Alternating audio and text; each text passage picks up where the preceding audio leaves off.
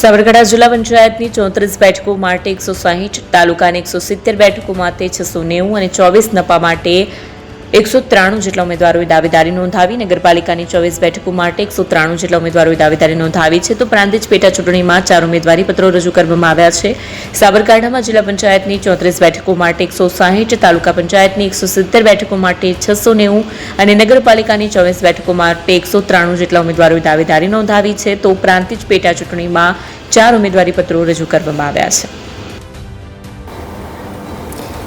જિલ્લા પંચાયતમાં કુલ 34 સીટોનું ચૂંટણી થનાર છે. તેની સામે આજે ટેન્ટેટિવ આજ દિન સુધી કુલ 160 જેટલા ફોર્મ ભરાયેલા છે.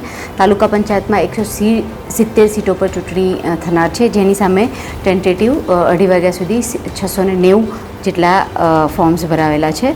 નગરપાલિકામાં 24 સીટો છે, જેની સામે 193 જેટલા ફોર્મ આશરે ભરાયા છે અને પેટા ચૂંટણી એક પ્રાંતિજ નગરપાલિકામાં એક વોર્ડમાં છે, જેમાં 4 ફોર્મ ભરાયા છે.